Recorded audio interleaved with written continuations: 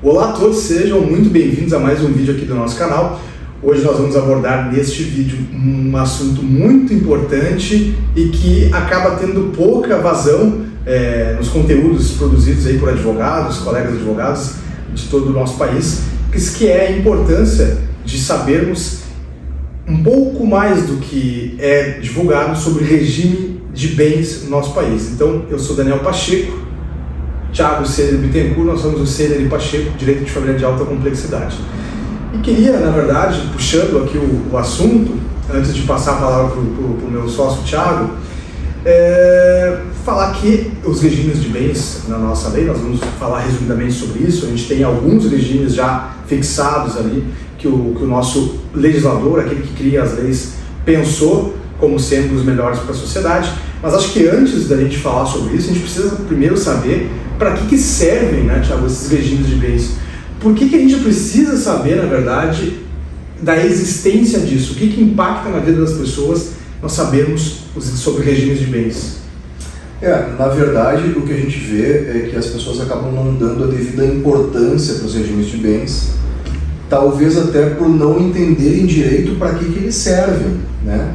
A gente vê com muita frequência, por exemplo, numa situação de divórcio, em que tu pergunta qual é o regime de bens do casal, para tu poder pensar na partilha de bens da melhor forma, e o casal não sabe qual é o regime. Isso é verdade. Nunca, não prestou atenção, não deu bola para isso, enfim. Até porque é uma coisa chata tu falar em bens quando tu tá indo casar, né? É um assunto desagradável, desconfortável, os casais não... Ele é quase um assunto proibido, né? Quando a gente fala em regime de bens. Por isso que o nosso intuito aqui com os nossos vídeos, com o nosso conteúdo, é, de uma certa maneira, desmistificar essa situação, porque tem dois assuntos que parece que são mitos, né, Thiago, que as pessoas não gostam ou têm receio de falar disso de forma aberta, de forma ampla, que é, como tu bem colocou antes do casamento, qual regime de bens nós vamos adotar, porque parece que a gente está ofendendo o cônjuge, parece que os cônjuges estão assim, se preocupando mais com os bens do que com o próprio amor, com o próprio afeto, o que não é verdade, absolutamente. Né? E o segundo assunto que nós temos, assim, e até deixa nos comentários se vocês pensam dessa maneira ou não, é com relação ao planejamento sucessório, que vai ser assunto de outros vídeos, mas quando o patriarca da família, né, até mesmo a mãe, o avô ou a avó, resolve falar que procurou um advogado para fazer seu testamento, nossa, a gente tem ali um alvoroço naquilo, né, Thiago? Se está um almoço de família, já fica, não, mas por que está falando disso? Não é para falar de morte. E, gente, a gente tem, olha, uma certeza na vida muito consolidada, né? Ninguém diverge sobre isso, né, Thiago? É o momento da morte. Então isso acaba criando mitos e as pessoas acabam, inclusive, não se aprofundando nesses assuntos. Mas queria só fazer essa ressalva e corroborar com o que tu acabou de falar. Não, e tá perfeito, e aí vamos focar no divórcio hoje, né? As pessoas, quando entram no casamento, elas constituem uma sociedade. Exatamente. É óbvio que tem o fator afeto e que é sim o mais relevante e ninguém nega isso, mas quando as pessoas entram no casamento, elas vão ter situações patrimoniais, compra de bens, disposição de bens, vende, compra, enfim, e se elas não tiverem um ajuste muito sólido entre elas nesse aspecto, isso pode até vir a desencadear um divórcio. Perfeito. Então, tu tem muito afeto, amor, vamos casar, maravilha, ok, beleza. Se tu não faz uma combinação muito sólida, muito clara, que diga respeito à parte patrimonial, isso pode derivar para um divórcio. Ô, Thiago, só para assim, deixar registrado, isso aí não é achismos da nossa cabeça, não. Sim. Já existem dados levantados, a gente até pode depois colocar aqui no vídeo, inclusive, esses dados, que as causas que desencadeiam divórcios, separações, rupturas conjugais no Brasil, e não só no Brasil, isso a gente pode falar que é, pelo menos no Ocidente, quase que uma unanimidade. São discordâncias, são problemas que o casal enfrenta no tocante à questão financeira e patrimonial. E isso claramente pode ser evitado com conhecimento sobre o que toca o casamento, sobre os aspectos legais, como o Thiago falou, a questão afetiva, evidentemente, que é o que faz a gente ter a ligação com a pessoa, escolher com quem você quer casar, mas com isso, você está trazendo ali outros aspectos relevantes para o teu casamento, que são as questões patrimoniais. Sim. E como a gente gosta muito de falar aqui sobre a questão da alta complexidade, se a gente contextualizar isso trazer para um caso um pouco mais concreto, vamos imaginar o casamento ou a união de dois empresários, ou de um mega empresário e um profissional liberal de grande sucesso, enfim, que tem ali disposições importantes sobre o regime de bens que precisam ser vistos, né, Thiago? E aí surgem vários desdobramentos complexos nesse meio tempo. Perfeito. Então, né, pegando esse teu gancho, assim, a primeira coisa que a gente precisa deixar muito claro é o seguinte, e que as pessoas não dão a devida importância a meu sentido. O que são, para que servem os regimes de bens? Os regimes de bens servem para as pessoas que estão em vias de casar estabelecer como vai funcionar a sua relação patrimonial no casamento e num eventual divórcio. É óbvio que ninguém casa pensando em se divorciar, mas é uma possibilidade, né? Todos nós sabemos disso. Então, os regimes de bens servem para disciplinar, os próprios nubentes, os próprios noivos podem estabelecer as regras das suas relações patrimoniais entre eles e com terceiros na constância do casamento da união estável. É para isso que servem os regimes de bens. Perfeito. Então, a gente partindo assim dessa lógica de que o divórcio muitas vezes é ensejado por controvérsias, por divergências patrimoniais entre as pessoas, consequência lógica disso é que a escolha do melhor regime de bens é fundamental, até para o casamento dar certo, né? Exato, exatamente isso. Então, e dentro desse contexto, Thiago, que a gente está abordando, que se propondo a abordar de uma forma mais assim, mais coloquial, digamos, é importante que as pessoas saibam quais são as opções que elas têm na hora de fazer a escolha desse regime de bens. Fala um pouquinho o que a lei brasileira nos permite na hora de tomar uma decisão de qual regime de bens eu vou escolher. Legal, então vamos lá. Na verdade, a lei brasileira nos viabiliza, e pouca gente sabe disso também, uma ampla possibilidade de decisão no que diz respeito ao regime de bens. Por quê? Porque a gente está acostumado a olhar para a lei, para o Código Civil, ele vê ali que tem 4 regimes de bens já pré-prontos, e a gente escolhe um daqueles. Mas, na verdade, a lei nos concede uma possibilidade que vai muito além daqueles 4 regimes de regulamentar a nossa relação patrimonial no casamento. Mas, assim, resumidamente, tem 4 regimes pré-prontos, como eu acabei de falar. Quais são eles? Comunhão universal de bens, em que, em linhas gerais, tudo é dos dois, bens anteriores, posteriores, etc. Tudo se torna do casal. Separação de bens, em que cada um mantém o seu patrimônio individualmente. Participação final nos aquestos, que é um regime que não pegou, vamos dizer dessa forma, muito pouca gente usa. A gente até brinca que isso aí é uma brincadeirinha aqui entre evidentemente, os advogados familiaristas, né? Que o único caso que a gente tem conhecido sobre participação final nos aquestos, que se deu publicidade, é o casamento do Luciano Huck e da Angélica, né? Até então não se conhece outro, né? Talvez seja o único casal brasileiro que adotou esse regime, né? Mas é um regime que está lá, que a lei traz, está lá. Eu acho muito interessante, a gente até pode se aprofundar nele no próximo vídeo. Acho interessante. Porque é um regime bem interessante, que envolve uma certa complexidade e que a gente gosta muito, né? Exatamente. De temas complexos, enfim, o direito de família.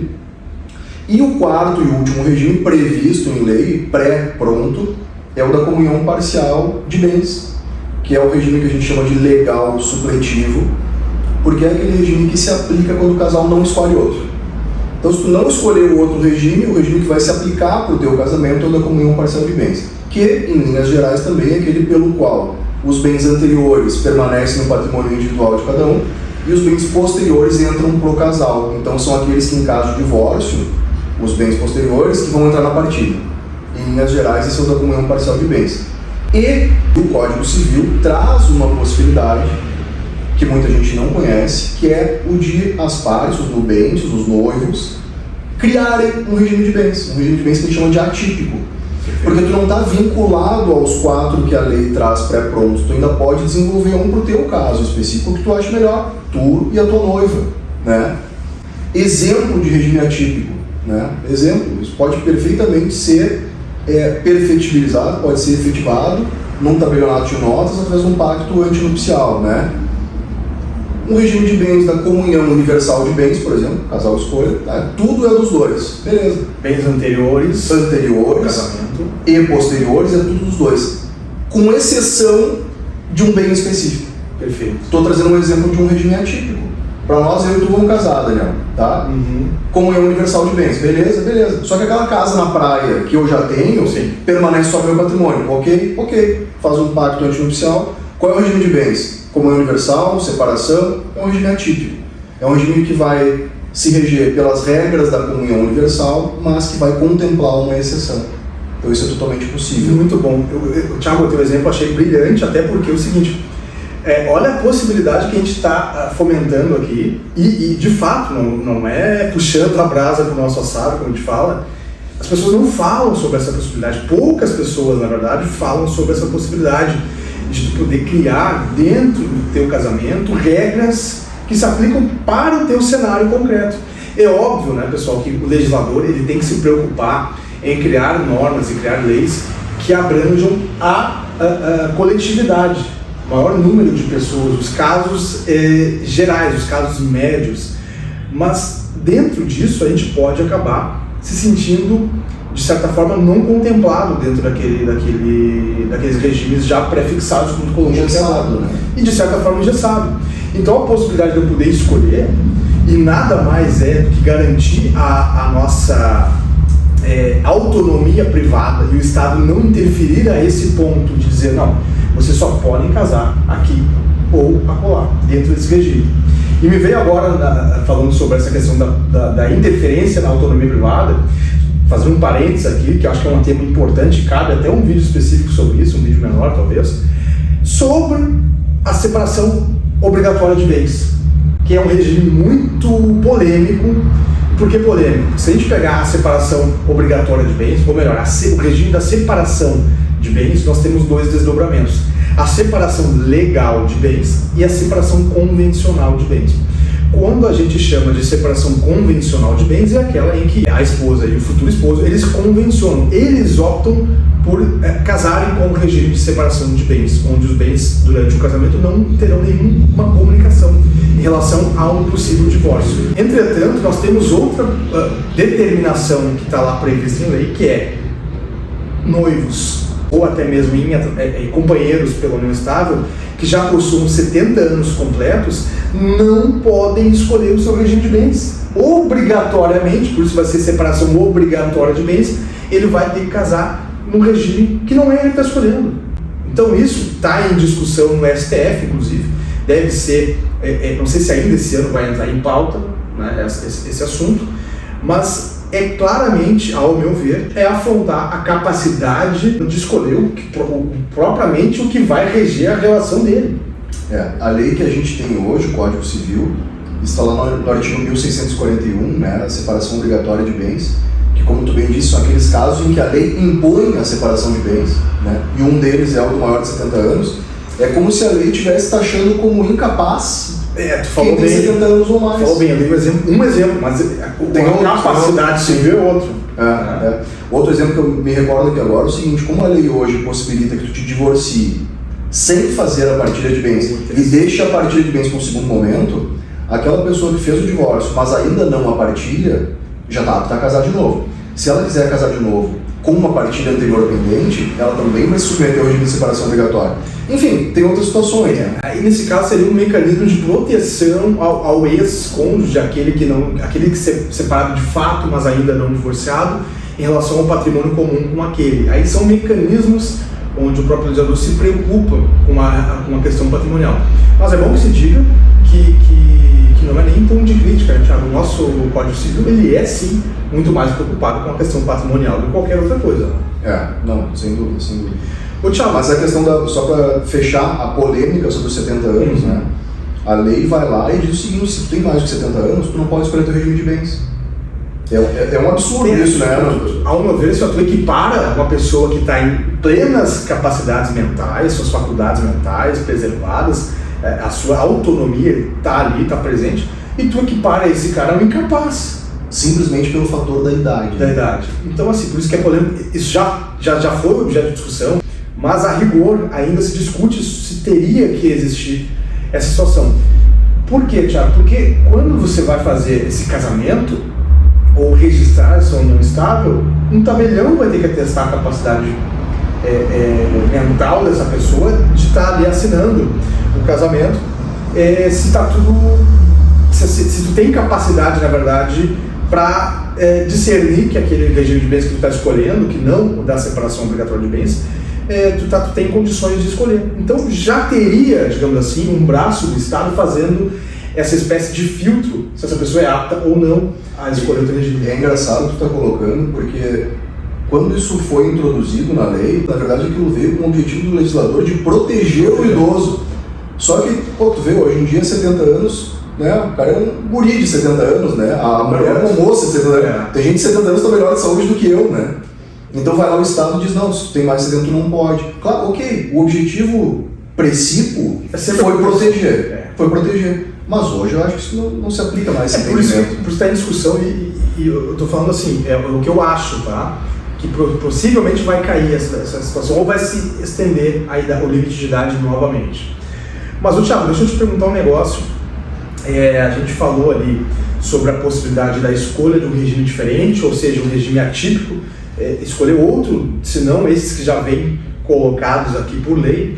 Mas eu queria voltar rapidinho aqui, fazer uma volta aqui sobre um ponto que tu colocou, eu acho interessante a gente falar, que é o regime da comunhão parcial de bens, ele é o regime supletivo.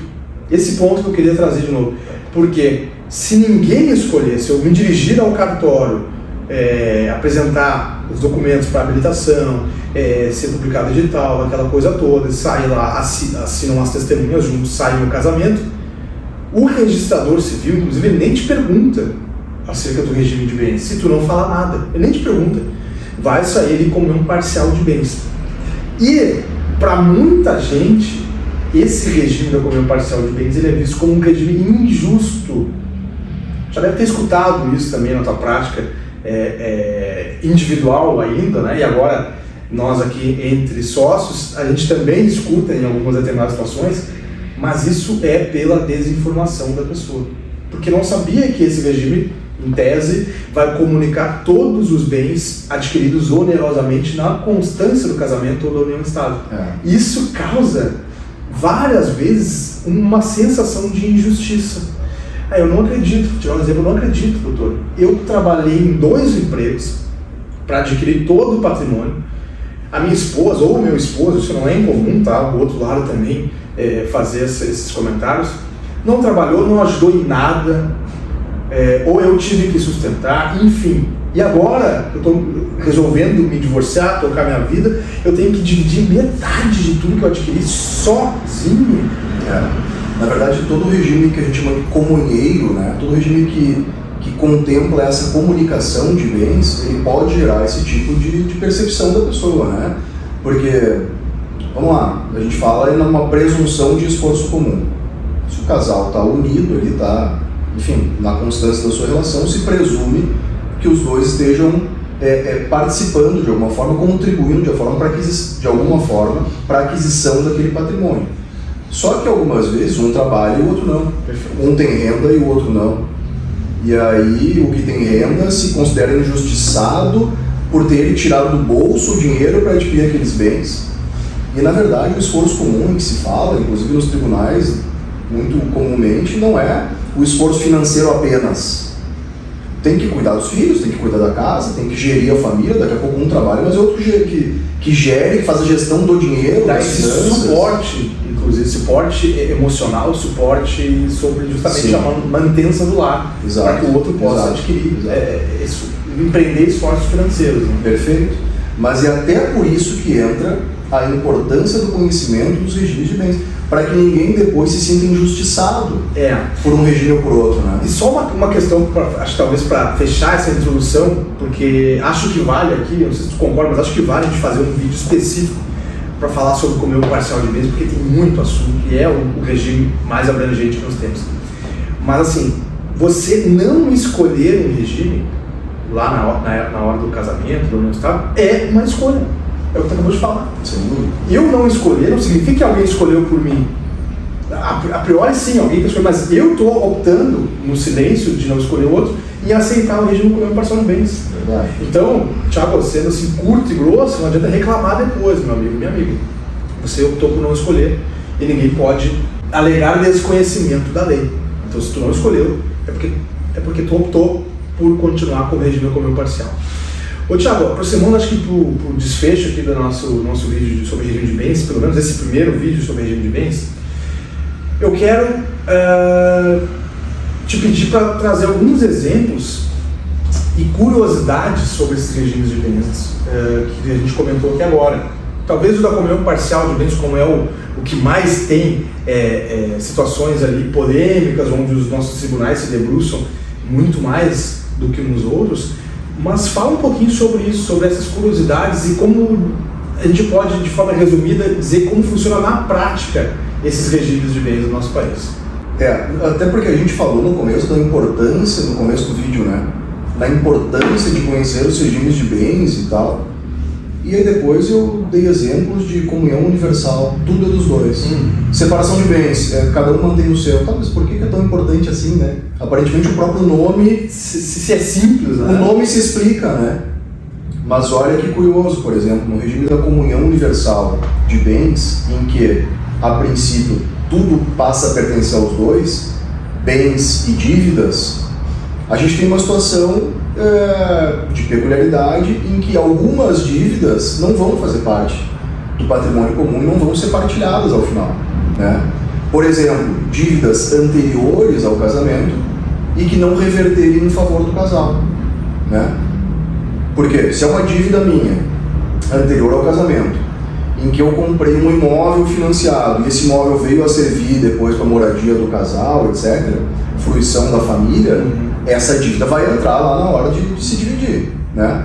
Agora, eu fiz uma dívida para uma situação qualquer, para fomentar um negócio meu, que eu já tinha, enfim, e não foi revertido em proveito do casal. Para comprar um carro, que não veio em proveito do casal, para comprar um bem, um objeto de hobby meu, para comprar eu toco guitarra, né? Tu sabe, né? Sim. Aí eu fui lá e comprei uma guitarra, cara, e isso eu fiz uma dívida e comprei uma guitarra de 50 mil reais.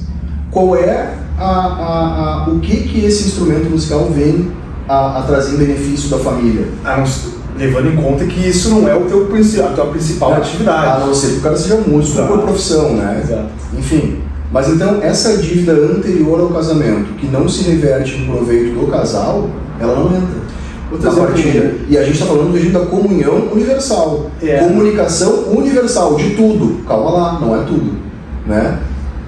Não, exatamente. Ótimo exemplo esse.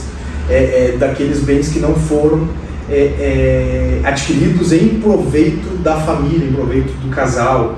Isso é interessante, a gente já tem esse aspecto. Tiago, outra situação, só para a gente não deixar passar aqui hoje ainda que de forma breve, resumida, nós estamos falando aqui dos desdobramentos dos regimes na questão do divórcio.